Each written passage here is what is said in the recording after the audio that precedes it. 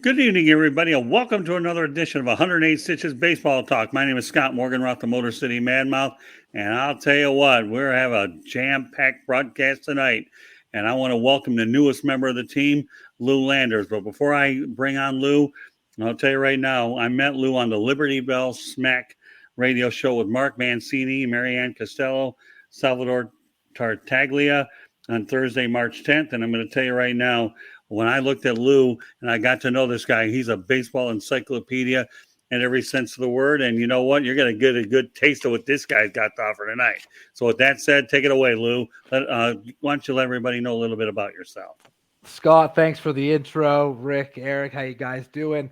Good. I have been doing this podcasting stuff, writing for almost a decade now. So love it.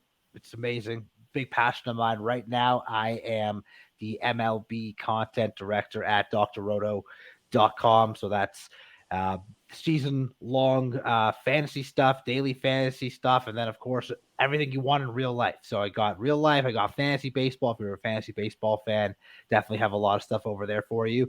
And twice a week, I am on the Armed Forces Network and SiriusXM via Sports Byline USA. Beautiful. Well, you know, we have a lot of information to get to. As I previewed it on Facebook, this broadcast can be seen on Facebook Live as well as Twitter. And just to let everybody know, if you want to listen to the audio version, you can do so on Spreaker, Spotify, Apple, Google, iHeartRadio, and don't hesitate to subscribe to our YouTube channel. That'd be a beautiful thing. Or you can find it on www.southfloridatribune.com. A lot of information to get to, and we're going to get to it right now. First of all, we're going to talk about a lot of the signings that have occurred after the MLB lockout. And this show is actually going to be titled Damage Undone. You know, we have the lockout lasted all of 99 days. We'll talk about a couple of the updates with the CBA, but not a whole lot. Tonight's focus will be on players. And of course, the fact that they'll be able to feed their families a bit. We're going to lead off, since it is a common baseball term, with the Atlanta Braves landing Matt Olson, age 27, 8 years, $168 million. Okay, Lou, what are your thoughts about that signing? Well, it was a great trade for the Braves. The biggest thing that came about it at first was the fact that Freddie Freeman probably meant the end of his tenure in Atlanta, which eventually it did. Franchise guy there in Freeman, helped them win a World Series, and I think he kind of expected to be back in Atlanta. And then suddenly they decide to move on from Freeman. And you know what? I totally get it. Freeman's 32, Olson's 27. Olson is a great defensive first baseman. He has incredible on-base skills, tons of power. The only thing Freeman really has over Matt Olson is a better batting average. And, of course, the love from the Atlanta Braves fans. But I believe Olson actually grew up in Georgia, grew up a Braves fan. He's got that kind of in his blood. I think it's a great move for the Braves, a much cheaper move for the Braves as well. They extended him. But they are paying him way less than what Freeman was going to make. And beyond, they'll have Olson until he's 34, 35 years old now. Freeman's still a great player, but Freeman along the end of that contract is not going to be the Freddie Freeman now. You typically don't see guys playing at a high level at 37, 38 years old. It just doesn't happen often. All right, Rick, what are your thoughts about the Matt Olson? First of all, I just thought it was a slap in the face of Freddie Freeman. I thought, I think he thought he'd be back, and I think he during his press conference with the Dodgers said he was very surprised that the Braves made that move, but it does make sense. Olson's a lot younger, he is a lot cheaper, and as Lou said, he's from Georgia, so it does make a lot of sense. But to me, it was kind of a slap in the face to Freddie Freeman, who was beloved by the Atlanta Braves fans. He thought he was going to be back. I thought he was going to be back, and I was really surprised by that move. I just thought, okay, well, I guess Freddie Freeman ain't coming back, or maybe he told them he's not coming back, but he was really caught off guard by that. So a little surprising, but it does make sense. I think a lot of people are blaming the Atlanta Braves in this situation, saying they didn't handle business right, and I gotta disagree. I know Freddie Freeman was surprised, but they made Freeman an offer before the season ended last year, and they had talks with him plenty of times before the lockout. He had as much opportunity as he possibly wanted to go back to Atlanta. He was taking his sweet ass time to make his decision, and it's a business. And if the Braves don't make that move for Olson and Freeman chooses someone else, guess what? They don't have anybody. So they had to go out there and make a move. Lots of teams wanted Matt Olson. He was a highly coveted player. So to me, the Braves did what they had to do. And it's Freddie Freeman's lack of, I guess, communication with them saying, this is what I'm feeling, this is what I'm doing. And that's how this really played out, in my opinion. People can blame the Braves because they're the big business, but it's not on them. It's on Freeman. Eric? Well, first off, they get Olson, who's a great power hitter. He's younger than Freeman, and he gives them essentially what Freddie Freeman gives them, except he's younger, and they get more years out of that than they would have had they brought back Freddie Freeman. And I'm going to agree with Lou on this one that there were offers out there for Freeman. Freeman had every opportunity to come back to Atlanta. So, him saying, "Oh, I was surprised that they made the move." I mean, no, Freddie, that one's on you. He had opportunities to return, and then he all of a sudden goes nomad on the Braves. The Braves got to do what they have to do. If it's not getting done, you gotta cut your losses. Go and make a splash, which they did with Olson. Because had they not made the Olson trade, there would have been a crater over at first base. And I can't really blame the Braves on this one. They had to do what they had to do. Plus, he's cheaper, and they get more years out of him, and he's a better power hitter. I think much better than Freeman. Yeah, Freeman's beloved. Well, guess what? Baseball is a business. It's not about fan love or anything like that. Teams are going to do what they have to do in order to restock for the following year. Yeah, the only thing I'll add to the whole thing is we talk about Olson's contract, 8 years, $168 million, and obviously we're going to go to Freeman anyways. That we're talking about him and comparing and contrasting the two players. But Freeman's deal, 6 years, $162 million. So you know what? I totally agree with all you guys. Okay, you don't Scott. Sorry to interrupt you. I do want to add, Olson had 2 more years of team control, so the deal is less annually than something like Freeman. But it's because the other 2 years before the 6-year extension was less annually. So it's just something to keep in mind for people out there hearing different dollar figures, that he is cheaper because he was still under contract for 2 years. Thanks for bringing that up. I really appreciate it, Lou. It really does. I want to make sure that everybody out here has an opportunity to get it all. Yeah, and the only thing I'll just say is 6 years, $162 million. But regardless of what the monetary figures in each case, okay, it's the fact that Freeman kept the Braves hanging. And you know what? The Braves have to do what they've got to do to make sure that they're prepared for the future. So anytime you're not communicating and you're not making a commitment, what do you expect anybody to do? You're going to just sit there, wait in limbo, end up with nothing? Or are you going to go out there and try to put the best product you can, especially when you're the defending World Series champion? So I'm with you, but it's interesting how I think in the end, the way this thing shapes up, this is going to be a win-win situation for both teams anyways. At least both of them are going to get excellent team players, and we'll go on from there. So I don't know how great Oakland came out. People might say they did okay. They got some good prospects from the Braves. I beg to differ.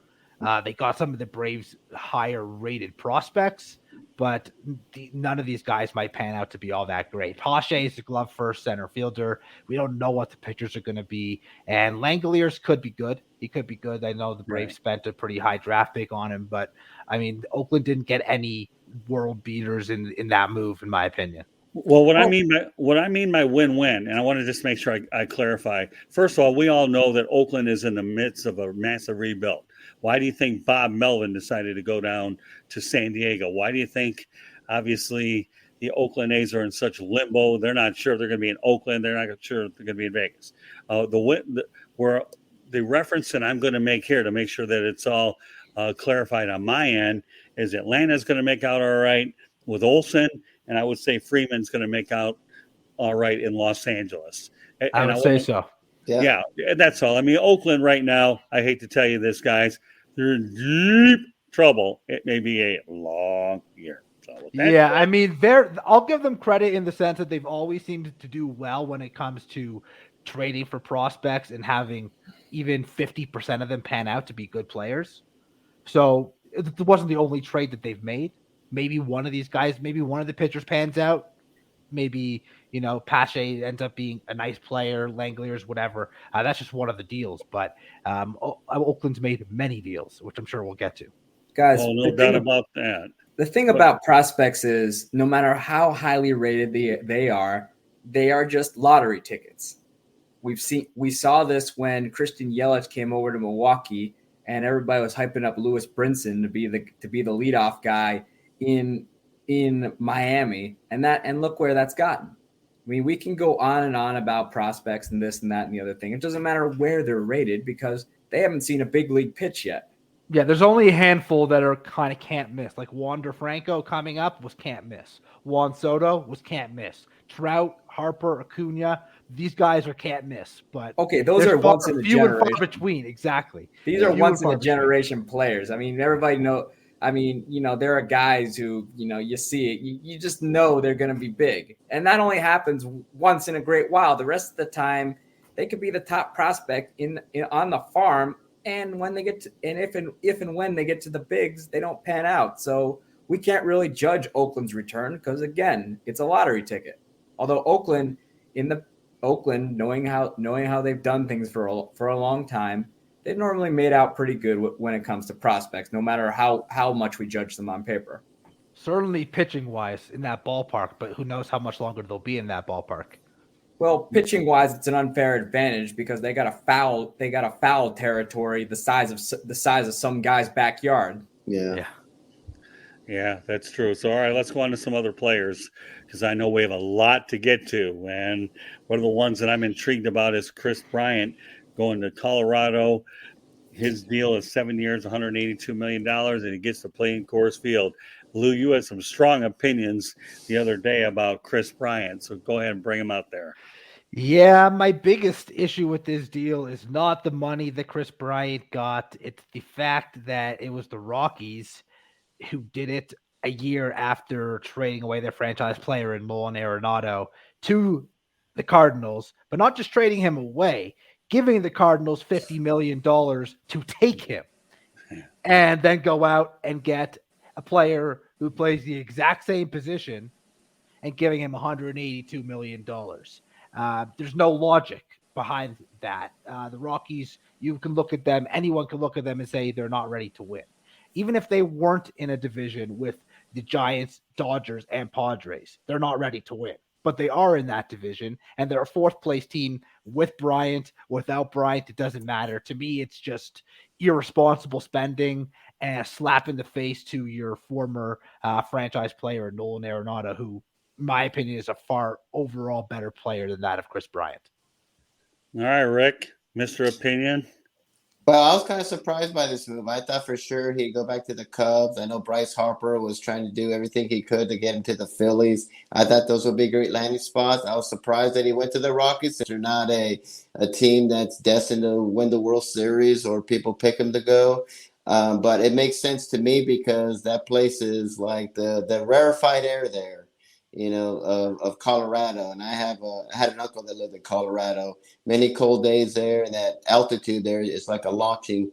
So it makes sense for his numbers.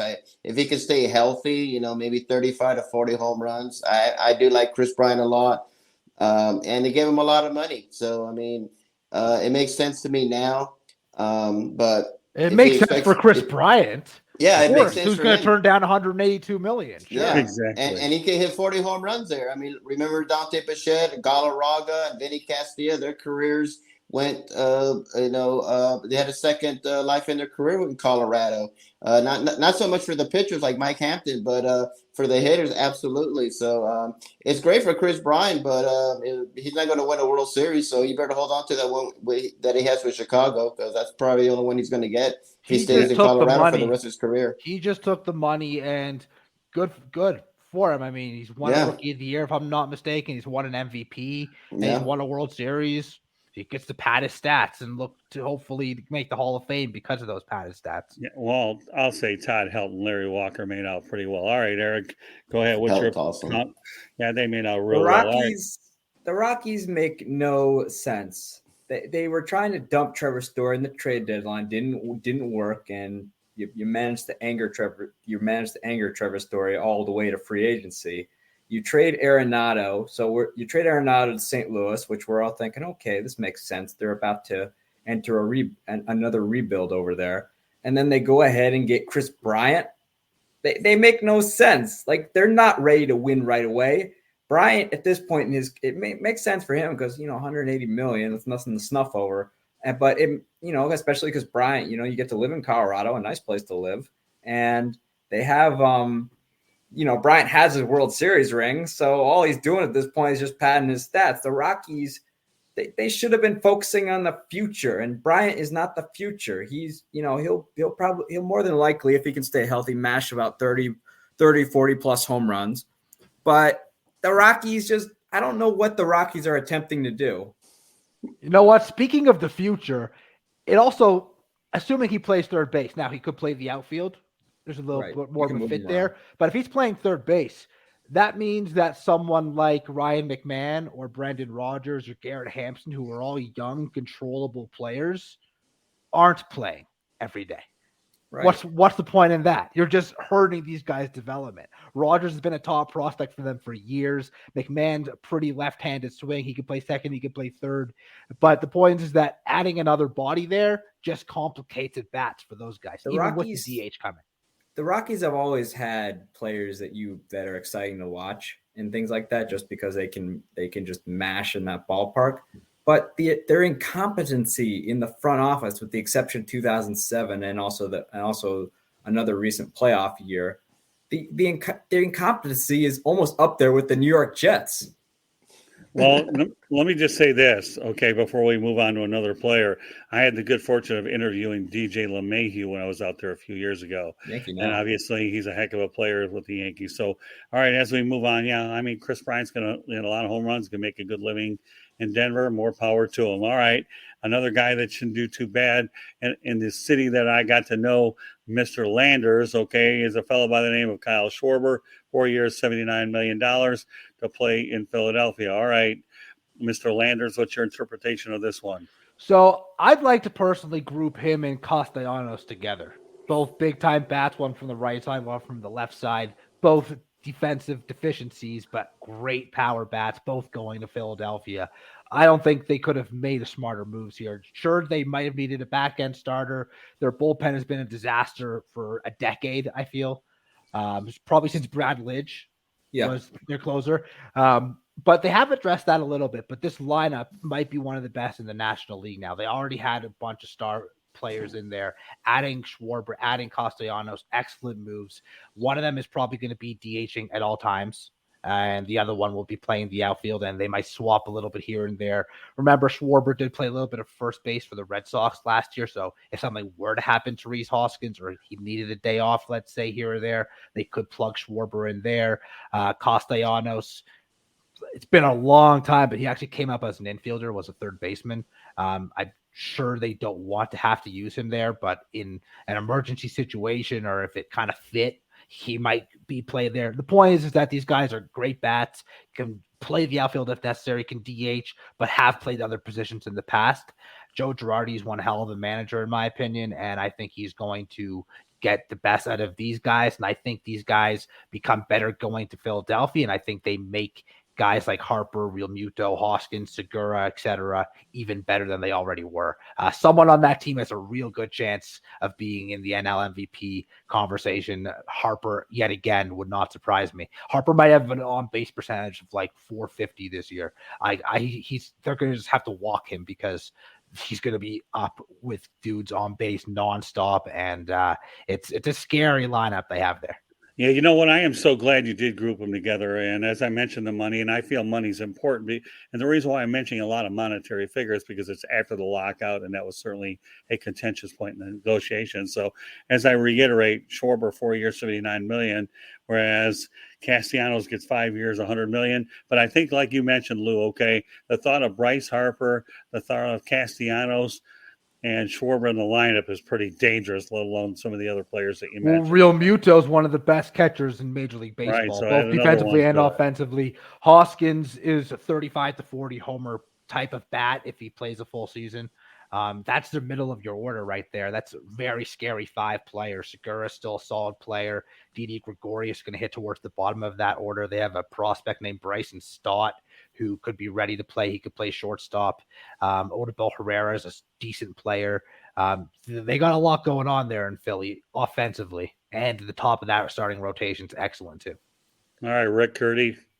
Yeah, I agree. I mean, they need some protection for Harper, and those are 2 great bookends there for Harper. And I think Harper's going to have a monster year, and I think he'll win MVP again. I agree that they think his on base percentage will be through the roof, and he's going to have a monster year. I like the Phillies. They just got to get some bullpen, they just got to get that work done. But the hitting, no doubt, is one of the best lineups in all of baseball.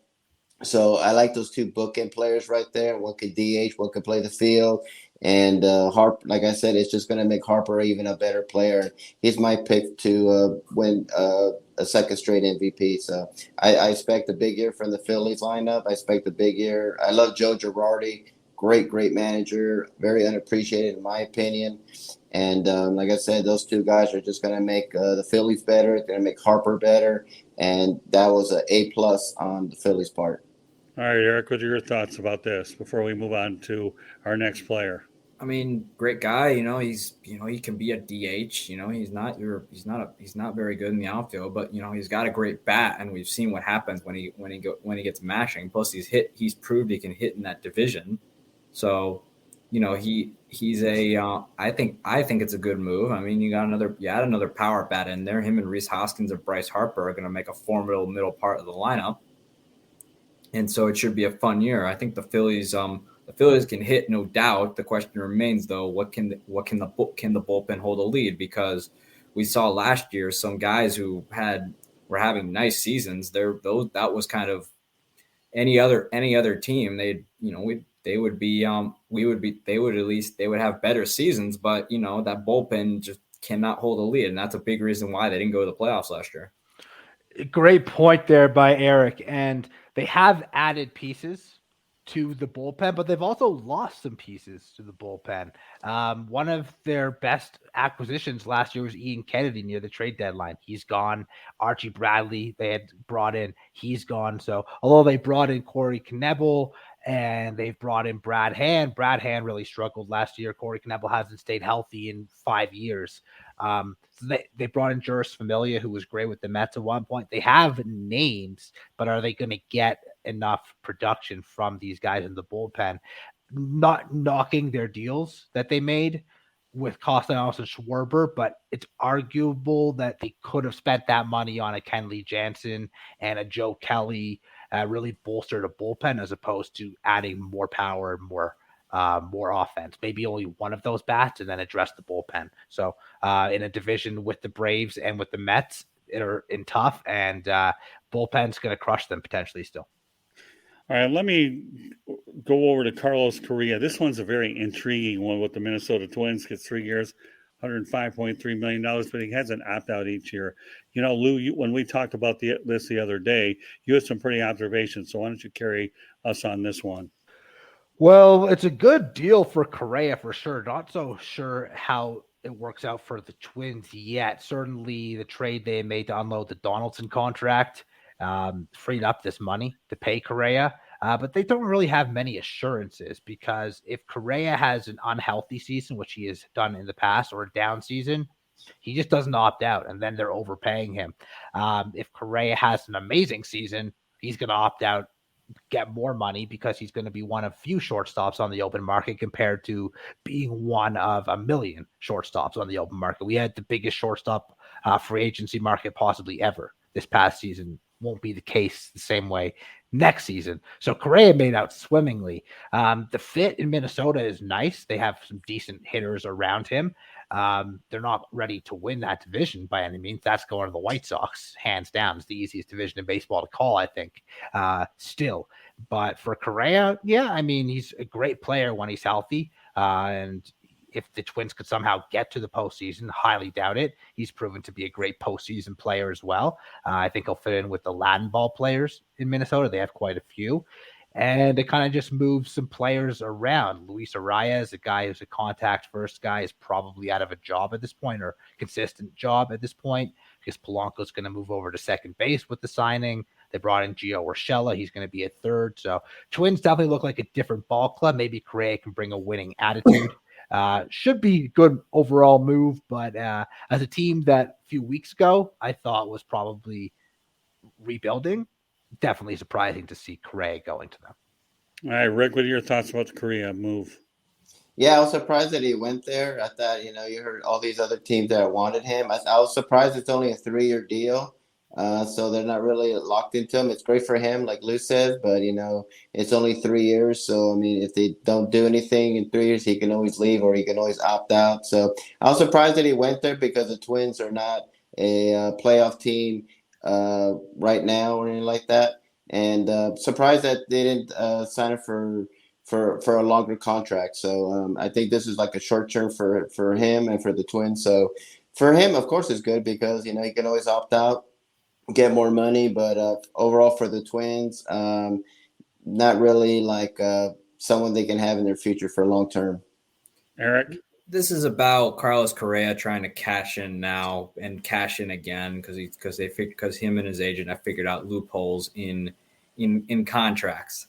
This is about him cashing in, and then he'll probably be out of. He's not going to see the whole contract through. He'll be out of there within a year, maybe 2. But it's about him cashing in. Twins, they're not close to the playoffs. The White Sox are the team to beat in that division right now, and the team aside from the White Sox, who might be close to at least making it interesting, would be the Detroit Tigers. Okay. Cleveland's got great pitching too, and so you can never count them out. But I'm with Eric. Twins have no chance in that division still. Like they're more than likely be at the bottom of that division. Correa at least will be, Correa. He's going into a ballpark too that's not even hitter friendly. It's definitely not like Houston for right-handed hitters. Yeah. he's gonna. I mean, you might see some decline there. It wouldn't surprise me. He's also not going to be hitting around Altuve and Alvarez and Tucker and Brantley and Bregman. Excellent points. He won't have his trash cans with him either. Yeah, I was waiting for that. Maybe he can take his trash cans with him. No, I'm with you. So one thing Eric said, and he could totally be right, the not lasting the 3 years. Right. But again, Correa's had injury issues in the past, and Correa's not opting out if he has a down season because he could get less money and less security. Well, So he might stick around. He pretty much pulled a Chris Bryant and took the money, but he was smart enough to get opt-outs and only do 3 years. Yeah. That's the major difference. Well, I'm with you all the way. I don't think he makes the 3 years with those opt-outs. All right, let's continue on the player tour. We talked about Trevor's story. Now we're going to go ahead. The Red Sox obviously signed him, gets $140 million to go from one hitter's ballpark to another, Coors to Fenway. Pretty interesting. I don't have to say a whole lot about that. If you can go from Coors to Fenway, then your batting average is going to go up there, and who knows what your power numbers. So I actually like the move from the Red Sox to the Rockies, from the Rockies to the Red Sox. More power to them. And let's not lose sight of the fact that I have a baseball encyclopedia that the Boston Red Sox beat the Colorado Rockies in their only trip to the World Series. A little bit of a connection, not scoring points with Denver fans. That's all I have to say about it. And, folks, we are dancing through the players, and I got my players right here to do it. So, all right, Lou, what's your assessment on Trevor's story, having a new story to tell in Boston? Well, a lot of people are going to point to the Coors Field stats versus the stats on the road. Don't do that. If you play 81 games in Coors Field, there's very well known, if you follow baseball, if you've ever spoken to any athletes that have played in Coors Field, Coors hangover is a real thing. When you play in that altitude and then you go on the road, you don't hit the same way. Trevor's story is actually going to be better in Fenway Park because he's a right-handed power hitter, because it's a park that's made for doubles and made for power hitting right-handed hitters. He's going to be in a hell of a better lineup surrounded by JD, Bogarts, Devers, Kike Hernandez, Verdugo, et cetera, et cetera. This is a very good lineup and a very good team. He's a great player that is going to fill a hole that they technically had at second base, allowing them to use Kike Hernandez back in center field. And there is a chance that Xander Bogaerts is no longer a Red Sox after 2022 or 2023. Story can slide right over to his natural position at shortstop. It's nice insurance. It's a nice boost. And considering the Yankees and Jays have been so busy, Red Sox had to do something. All right, Rick. Well, great for the Red Sox, great for Story. Totally get it. He's going to go from one ballpark that's hitter friendly to another ballpark that's very hitter friendly. And Boston will love him. He's a way better, way better team. Have a better opportunity to win the championship with them. So it's a great move. Probably my only concern, I always get a little nervous when I see players switch different leagues. You know, sometimes they struggle a little bit. We saw that with Pujols when he went to the Angels, when he struggled his first year and it took him a while to adjust. So that's always my concern when one player, people go from one league to another. But other than that, on paper, it looks like a great move for Story. It's a great move for the Red Sox. And, it's time for him to move on. All right, Eric.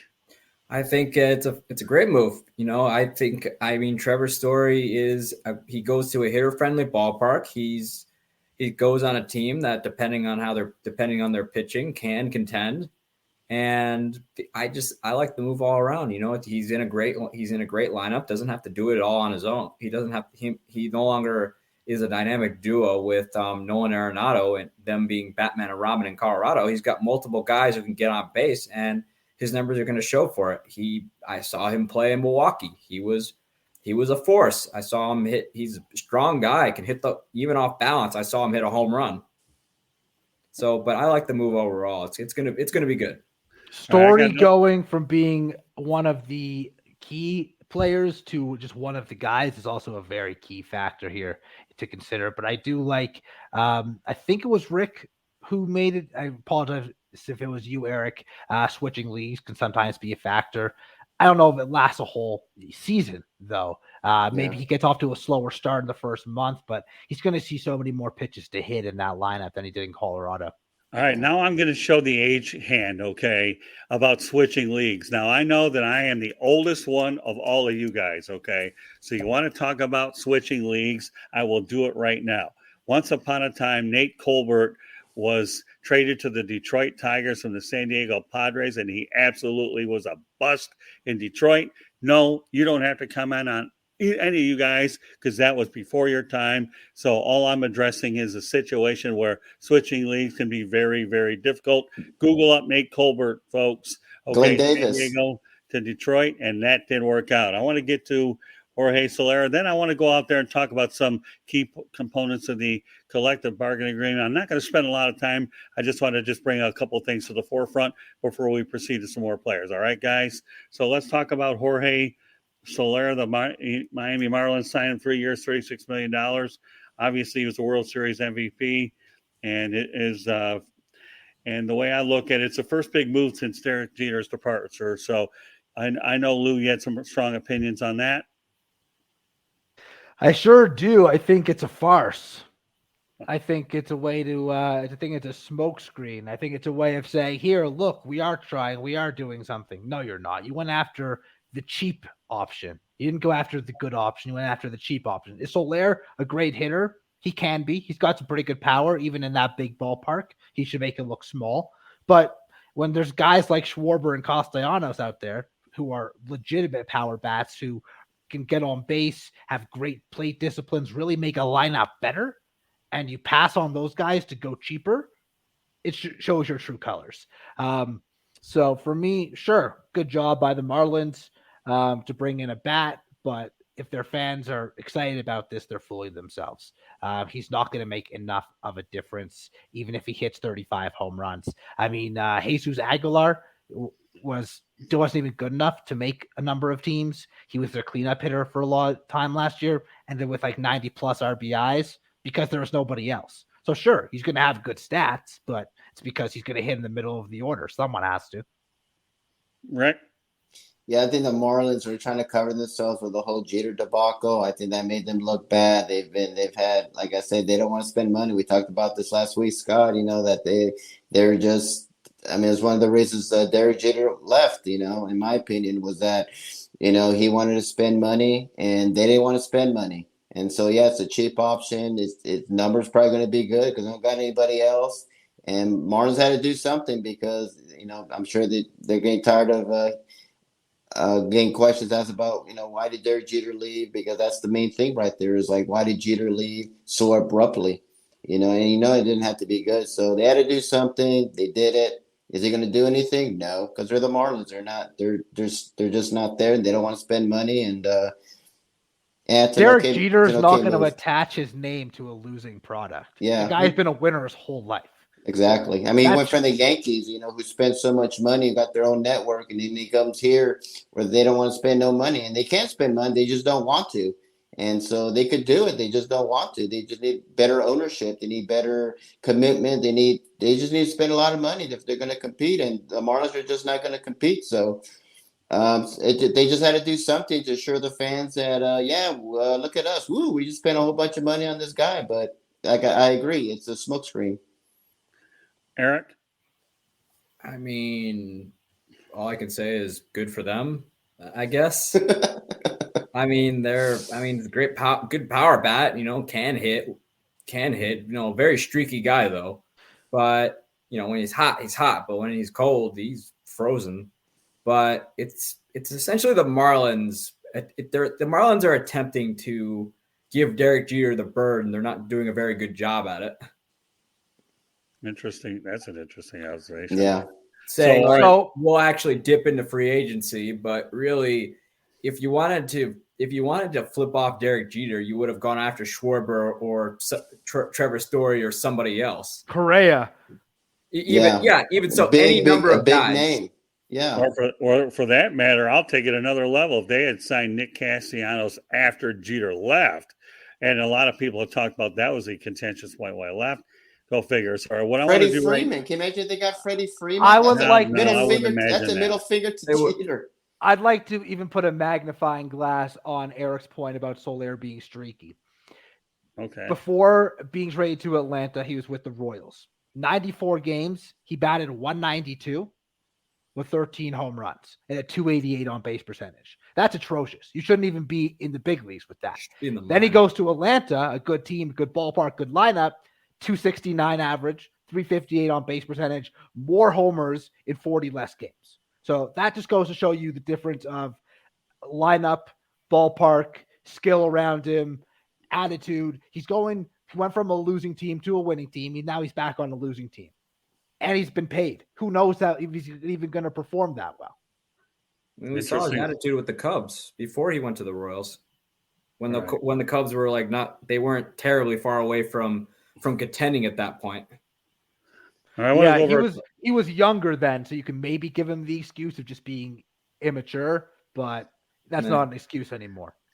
All right, I want to touch on some interesting points about this CBA, but it won't be that long, but I just want to put it out there, obviously, so fans can be aware of it. Number one, in 2023, I know they're talking about a pitch clock, larger bases, shift ban, automated strike zone. We all know that the lockout lasted all of 99 days. Damage undone. You didn't lose any regular season games. That's number one. I know that the universal designator is in effect. 12-team playoff field, 6 team draft lottery to avoid tanking. And, of course, when we talk about increasing the competitive balance tax, which I think was a real contentious part of this whole thing, thresholds are going to start at $230 million. They'll rise to 244. So that's impacting a lot of the dollar signs that we're seeing right here. And the annual minimum salary is going to go from $700,000 to $780,000. And, of course, part of the CBA talked about addressing service time manipulation. And, of course, the top 2 Rookie of the Year finalists will get full year of service time, 20-round amateur draft. Why am I going over? Because these are a lot of the things that caused this lockout to go as long as it did. And, of course, when you talk about a 20-round amateur draft, and I expect to have some guests on in the coming shows that will address some of these issues as well. And, of course, the players can only be optioned to minor leagues a minimum of 5 times per year. And as I alluded to moments ago, in 2023, we're looking at a pitch clock where that pitch clock can be 14 seconds with no runners on base, 19 with runners on base. A couple of other things I want to notate real quickly. Okay, that the 2023 schedule will have fewer divisional games. Thank God. 18 is too many to begin with.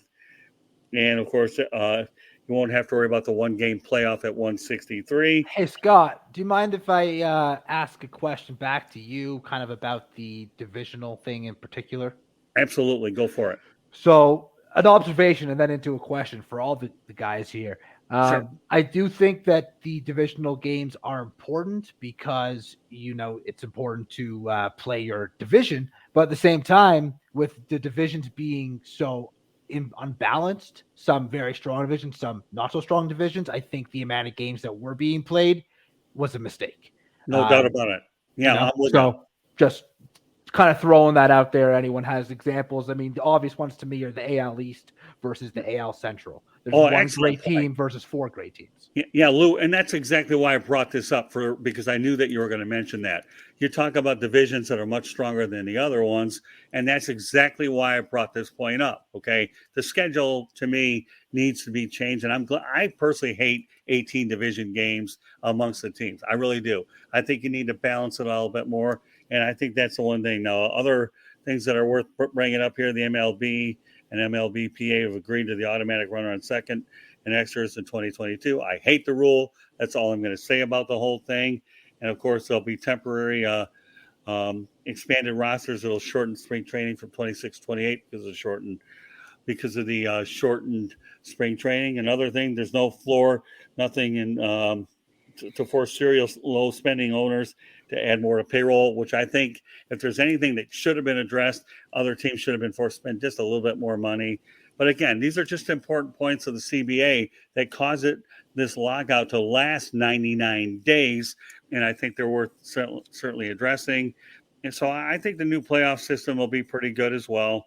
But I just think it's important that we are able to mention. Now, one other thing I want to go on with real quickly is the fact that New York Mets Steve Cohen will likely go over the $290 million payroll in 2022. The current payroll is $286 million.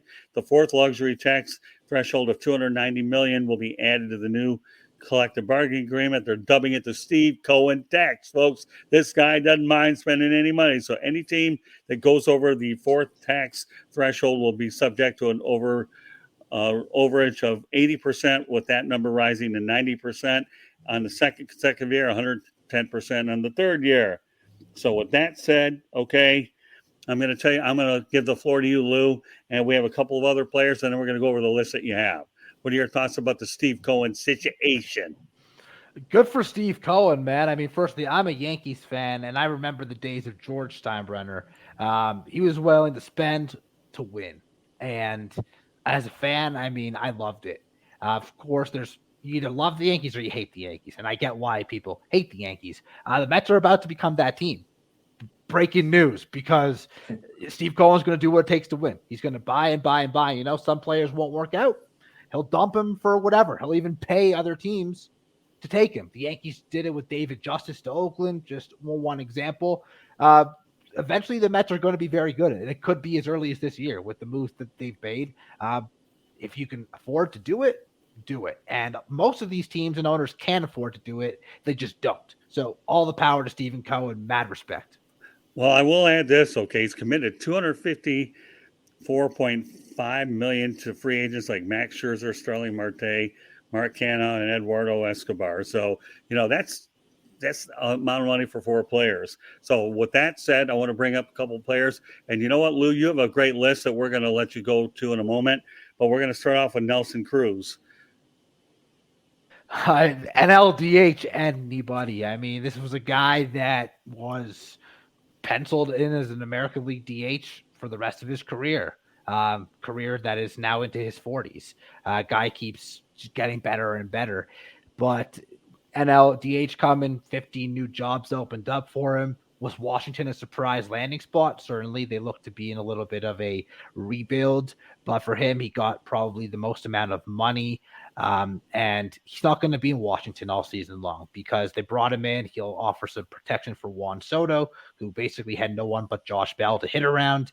And at the trade deadline, they'll flip him and they'll get themselves a nice prospect. So basically, they invested 14 or 15 million in a guy that's going to help their young superstar for the first 3.5 months, and then they're going to get a nice prospect out of it. Twins got nice prospects from the Rays when they traded him to Tampa last year as well. So I think it's a good move all around. All right, so let's talk about the Dodgers. Clayton Kershaw, 1 year, $17 million. Not going to the Texas Rangers. Not going to. But you know what? He cited his decision to stay on board. He felt a much better chance to win. No state income tax in Texas, but he loves LA, and of course it doesn't hurt his buddy Matt Stafford's there. What are your thoughts about Clayton staying another year in LA? Well, firstly, I don't think Kershaw is worried about the money. He's made plenty of it throughout his career playing baseball, possibly just as much in endorsements. So he's doing just fine. Picking the Dodgers over the Rangers, to me, seems like a no-brainer. You kind of mentioned it. Texas spend money. Kudos to them. They're going to be an improved ball club, and they're going to continue to improve. But it's not going to happen this season. They're going to be better than they were, but they're probably still fourth place in that division. No one's going to be behind the A's, of course, but the Angels, Mariners, and Astros should all be better. So going there for 1 year doesn't really make a lot of sense. Go back to the Dodgers, try and win one more World Series with the loaded team that they have there. All right, well, a couple of other things I want to mention. That 12-team playoff field is going to be a wild card best of three, so there's no single elimination there. And I don't know. I don't like the universal DH. I understand its time has come, Rick Curti, that it's there. You know, Don Mattingly knew it was coming. He was prepared. Yep. So what are your thoughts there? And then after we get done with these two guys, the floor is going to be Lou Landers, because he's got a lot of other good information he's going to hit you with. Go ahead, Rick. Well, I hate the DH, period. I've always hated the DH. I've always been a bigger National League fan than the American League fan. I just like to see the pitcher. My thing is, if you're on the field, you should hit. Whether, you're a cat, don't matter. If you're a pitcher, hits 182. I just love seeing the pitchers hit. It's just fun, and a lot of them took great pride. I remember the days of Greg Maddux and Glavine and Smoltz. They actually took pride in their hitting. They actually had contests of who would have the better batting average. And a lot of these pitchers, they're great athletes. Greg Maddux, a phenomenal athlete. So I remember the days of Bob Force hitting 444. Growing up in Los Angeles, I remember when the Dodgers would have Fernando Valenzuela as a pinch hitter. So to me, it's a lot of fun, but I get it. I've known that they were going to do this for a long time. But personally, I'm not a big fan of the DH. All right, Eric. I love the DH, man. I just absolutely love it. Well, I don't want to see a pitcher. You're a Yankee fan. I don't want to see a pitcher hitting under 200. I don't want to see a pitcher going up there and striking out. I don't like how easy it was at the bottom of the order for NL pitchers. And I think it's much, much better for the game. Yeah, there's some guys that could hit, but it's not the same game.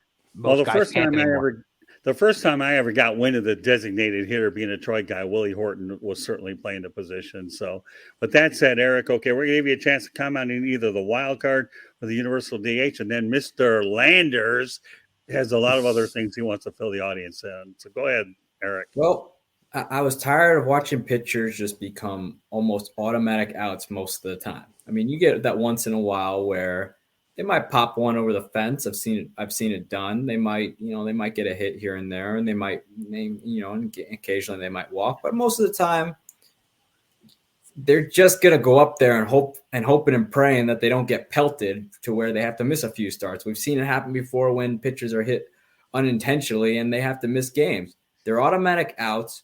They're generally not very good hitters, and why not make the game more entertaining? People are talking about offense. Well, you got the American League has been successful with the DH for a long, long time. So it should have came over to the National League a while ago. I'm glad they got it done. And a matter of fact, if your pitcher is still a good hitter and they're not pitching that day, you could still put them on the on deck circle saying, go get it. It's not completely gone. Will teams do it? I doubt it. But the option is there for managers to use the DH when Ohtani pitches. Right. Yeah, right. That was waiting for that reference. The option is still there for them to pinch hit if the pitcher has a good matchup and has owned this guy before. The option's still there. It's up for managers to choose. But now it's not forced upon every team in the National League to put their pitcher in harm's way against a guy probably throwing 99 plus. Yeah, and also when you're paying pitchers $35 million to pitch, why do you want to take any chance of them pulling a muscle, getting hit by a pitch, tearing their Achilles, trying to run the bases? Like we've seen it happen. Yeah, we have seen it happen. Exactly. There's no need for it anymore. And it actually opens up more jobs for other players who might not have gotten an opportunity in the past. You don't have to worry about trying to get an outfield spot or a backup infield spot. They actually have a legitimate opportunity to go out there and play every day and show them that there's still gas left in the tank. But yeah, I'm glad they finally got it done. Should have happened a long time ago, but I'm glad I got it done. All right, so what we're going to incorporate in the broadcast now is a 6-7 minute drill, all Lou Landers, and Lou Landers is going to take a page out of Chris Berman. Why don't you go over some of the other important moves that were made throughout the course of this time? So I know you have a list of other ones. We talked about some of the main ones. So now, Lou, the floor is yours. And before we end the broadcast, everybody have a chance to promote themselves. I'm taking a 5 to 6 minute break while I get Lou to go out there and go over what we discussed. Go for it. The floor is yours, Lou. All right. Well, I'm sure I'll miss something. There's been so many big things. I want to talk about some of the moves by the Giants, the Yankees, and the Blue Jays, all teams that should be playoff caliber teams. The Mariners made a big trade as well. And I'll give my thoughts, and I will turn it over to Eric and Rick if they want to add anything. The first, San Francisco Giants bringing in some pitchers in Rodon and Matt Boyd, former AL Central pitchers. Rodon, excellent stuff, as having a Cy Young caliber season last year until he kind of wore down or kind of ran out of gas. Has had injury risks in the past, but the Giants seem to do really well with bringing in pitchers. They got a great ballpark for it. They turned Anthony DeSclafani into something. They'll probably turn Alex Cobb into something again. They've brought Alex Wood back from the dead. They've just been able to do a really good job of it. So I think Rodon's going to fit nicely. Matt Boyd, a former Tiger from your neck of the woods originally, Scott, at one point was a very good pitcher himself. He's had some injury issues. He's had some tough times, but he too could find a nice home there in San Francisco. And then Jock Peterson, a nice move by them as well. They already a very left-handed heavy lineup, so that part is a little surprising. But Peterson has always hit right-handed pitching incredibly well, and I think he'll make a great platoon bat for the Giants. So overall, I think the Giants made some nice moves, even after losing Kevin Gausman, who was probably their ace last year for most of the season. I think they've kind of patched it up pretty nicely. Rick, you have any thoughts on what the Giants did? Yeah, I like what they did. I think Jock Peterson, left-handed, like you said, he's left-handed, that had that short, field out there where he can hit the home runs in the water. So, I mean, that makes sense for him. The Giants look really good. We'll just see if they can repeat what they can do. I mean, that was a phenomenal year. It took me by surprise because I thought Gabe Kapler was not the greatest hire. I couldn't understand that, but they did fantastic last year. Can they repeat it? I don't know, but I love Rondon. I've seen him pitch. Someone who was with the White Sox, the Charlotte Knights, or the AAA affiliate of the White Sox, and I saw him pitch a couple times. He was always really good, but he was injured, and that's what hurt him. But I think he'll do great with the Giants. So I think overall the Giants did really, really well. Yeah, if he gives them 120 innings even, they're going to be great innings. It's just a matter of how much he gives them. Eric, any thoughts on what the Giants did? The Giants have probably one of the best pitching staffs in baseball and the National League. They got, they've shown Alex Wood came back from near extinction to having a fine year. Their pitching coach, Andrew Bailey, seems to be on the rise. I mean, this is a former closer on the other side of the bay with the A's, but he's turned that staff into one of the best in the National League. I mean, we've seen them do well with pitchers. Carlos Rodon had a fantastic year with the White Sox, and I think he'll enjoy pitching in San Francisco. Yeah, most do, definitely. Yankees make a trade with the Twins to get Josh Donaldson. They get Isaiah Kiner-Falefa, who had just come over from the Texas Rangers, shore up their left side of the infield defense, get a grinder and Donaldson, but too many right-handed bats, in my opinion, until they go out and also sign Anthony Rizzo. Yankees lineup actually was a sore spot for them last year. Coming to the season, things do look better, but a very tough division. The Blue Jays probably the favorite. Rays seem to get it done always, and Boston's still very good. Was this enough by the Yankees? Probably not at this point as it stands. They don't have a catcher because they moved Gary Sanchez, and Josh Donaldson is beyond injury prone at this point in his career. If he's healthy, great. Do you think it was good, Rick? Do you like the move by the Yankees, or do you think it was a poor decision in terms of spending? Because they basically helped the Twins pay for Correa. Well, they got all the money in the world. They should have made a bigger splash. We kept hearing the rumors of Freddie Freeman going there. He didn't go there. So I'm surprised the Yankees didn't do enough. I thought they should have done enough, and they're in a tough division. I mean, the Blue Jays are really good. The Red Sox made a big splash with Story. I mean, they got all the money in the world, and I'm really surprised that they didn't go for bigger names and go for bigger bats. So they were very mild in this offseason when a lot of other teams improved. So I'm surprised the Yankees didn't spend. Yeah, well, that's the new ownership. Hal Yeah, Steinbrenner is not like George, so that's a problem for them. unfortunately. Yeah. Yeah, Eric, your thoughts on what the Yankees did or lack thereof? I mean, I don't think they did enough. I mean, I like Donaldson and stuff, but I just don't think they did enough. They have Donaldson. We've seen what he can do when he's healthy, but man, the guy has just had a lot of injuries over the years. He's age 36, so he's not going to be there long term. And I just don't see it, especially that. I thought moving Sanchez was okay. I mean, Sanchez, but again, they need to figure that out back there before, whether it be with with a prospect or even dipping into free agency again. But Hal is clearly not like his dad. No, he doesn't care about winning. All he cares about is the profit. There's some catchers out there Yankees could trade for. Wilson Contreras of the Cubs on the last year of his deal. Oakland shipping out players, as we've seen. They have Sean Murphy. Maybe the Yankees make a deal there. Toronto Blue Jays. Actually, one more thing on the Yankees and Donaldson. I like Donaldson move, just not for the Yankees. They don't have a DH spot for him. If they could DH him for 80 games, it'd be great. But where are you going to play Stanton? Stanton can't play the outfield every single day. He might play 3 times a week in the outfield, but that's another concern. But to the Blue Jays in that division, probably the favorite. They signed Gosman earlier in the offseason after losing Robbie Ray, but they go out there and after the lockout sign Yusei Kikuchi, great depth for the back end of their rotation.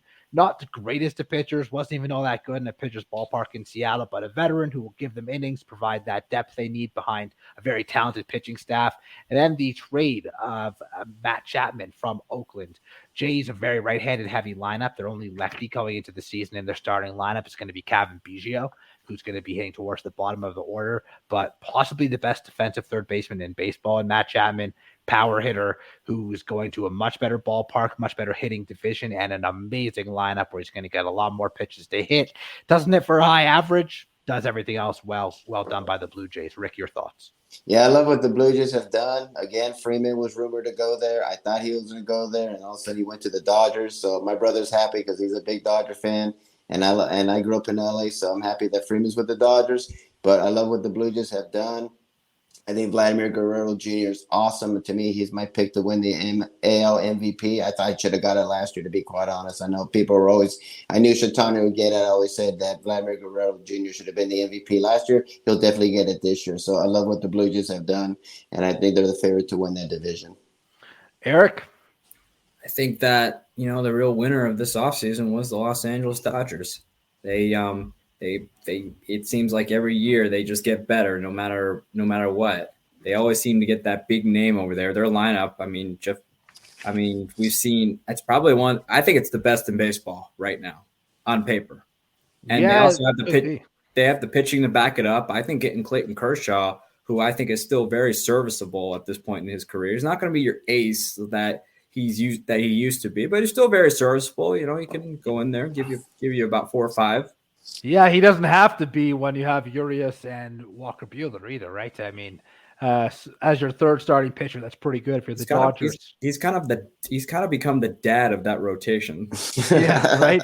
Yeah, and so you get him back, for a good veteran guy. You can never have enough veteran guys when it comes to the postseason. I mean, the Giants are going to be tough. We saw them come out of nowhere last year, and I think that if things go right, I think the Dodgers have a real chance, another chance to get back to October. Yeah, I would be very surprised if they didn't. Before I turn it back over to Scott, quickly, Seattle Mariners were a team that also kind of came out of nowhere last year, ahead of schedule, just missed the playoffs barely. A new an extra team has been added in playoffs this year. Seattle has their eyes on one of those spots. They bring in Robbie Ray, who won the American League Cy Young Award. They trade for Jesse Winker. They trade for Eugenio Suarez, giving themselves big boost offensively. Really nice looking team there in Seattle. They have Julio Rodriguez, who is the number one prospect in all of Major League Baseball. He should make an appearance at some point this summer. Was this enough by the Mariners? I say yes. I think they can contend with the Astros and certainly get a wild card spot, especially because of how competitive the AL East is. I don't think all 4 teams can get in. I think we see 3 of those teams: the White Sox, the Astros, and the Mariners. Rick, some quick thoughts on Seattle's moves. Yeah, I like what they did. They came out of nowhere. But this time it's gonna be different because they're not going to be the hunted. Nobody expected nothing from them, and they came out of nowhere. Now people are going to expect something from them, so that could be tough for them. But they got some great pieces, and I think now that with all that, I think they can make a playoff spot. But we'll see, because like I said, they're now the hunted now, where they were the hunters, where they came out of nowhere. So can he repeat that again? We'll see, but they did get some great acquisitions. Definitely. Eric? Seattle, one of those teams that is just, that came out of nowhere in September, really made a run at it. They were about a game or 2 away from going to the playoffs. Had the Yankees lost to Tampa Bay, we would have seen Seattle in the playoffs. I think it would have been a 4-way tie. I think, it might have been, because I don't know who would have had the edge, because I'm not really sure how those things. They would have all had to play. They would have had like Toronto, Seattle, and New York all would have been tied. Boston would have been one of the wild cards, and all 3 of those teams would have had to play each other. Basically. That would actually have been a fun thing to see in October. But. Yeah. But again, Seattle is right ahead of schedule. They showed that they are sneaky, but this year they're a marked team, and they're no longer a pushover team. And I think now that teams need to be aware that, hey, this team can make noise. So we'll see how they handle that. We'll see how much sweat they create under the spotlight. Absolutely, Scott. All right. Well, you know what? I enjoyed watching you guys banter. I'll tell you, Mr. Lou, with all the information you provided, if people don't learn anything from this broadcast, shame on them. The only transaction I want to talk about real quick before we wrap up 108 Stitches baseball talk is Andrew McCutchen going to the Milwaukee Brewers. Mm-hmm. You know what? I know Miller Park well enough. Of course, it doesn't hurt folks. I got married there, but watch a lot of games. I think the Brewers got themselves a good find with Andrew McCutchen going to the Milwaukee Brewers. Brewers fans, that will work out well. I can see how he'll go ahead and fit in with Christian Yelich and company. So that's the only transaction. You guys did a tremendous job. Proud of every one of you. With that said, okay, I know we have a few minutes left to go. So, Lou, why don't you let everybody know how they can get a hold of yourself? Well, find me on Twitter at Landers Talks. Find me on Facebook at Lou Landers. Come to drroto.com, where I'm MLB content director. You can get tons of baseball talk as well as fantasy baseball talk. So fantasy baseball players, come check that out. We have a Discord channel where you can ask personalized questions and all that stuff as well. And you can hear me on the Armed Forces Network and Sports Byline USA via Sirius XM Tuesdays and Fridays. All right, Eric. You can find me on Twitter at Sports Team News. I also write about Wisconsin Badgers football at bellyupsports.com. Rick? You can find me on my website, www.charlottebats.com. I'm also on Facebook at Charlotte MLB. I'm also on Twitter at Charlotte Bats Baseball. I'm also on Facebook again at Charlotte Bats Baseball. I'm on Instagram at Charlotte Bats. And you can find me on LinkedIn. And if you go onto our website, you can sign our growing petition to bring a Major League Baseball team to Charlotte, North Carolina. All right, and last but not least, me. Okay, so if you want to go ahead and hear the broadcast, you can hear them on Spreaker, Spotify, Apple, Google, iHeartRadio, or subscribe to our YouTube channel, South Florida Tribune. Go to www.southfloridatribune.com. You can find them there, and you can also email us at southfloridatribune@gmail.com. Twitter you can follow us there at Tribune South. So, guys, for your first act together, I know we had a lot of information for our fans out here, but I think you guys did an awesome job, and I'm looking forward to working with each and every one of you, on Tuesday nights, because you guys demonstrated to me that you're making a genius out of me. I don't mind keeping my mouth shut watching you guys talk, because you know what? When you surround yourself with incredible, talented people, I think that's what it's all about. You defer and you let everybody learn and be entertained. And I'd like to think that we all can agree that we accomplished that tonight, haven't we? I think so. I think we did great. I love our chemistry. I love the different opinions, and it was just it was a lot of fun. So, well, any closing thoughts, Lou? You're the best. Can't believe you didn't say nothing. Hello? What, me? No, Lou. Got nothing left. I think you did a good job. We can wrap. All right. Well, we will wrap. So just want to thank everybody for joining us on this edition of 108 Stitches Baseball Talk, and we look forward to catching you the next time. Have a great night, everybody, and God bless, and we'll once again catch you the next time. Good night and be safe. Bye-bye. Good night. Night.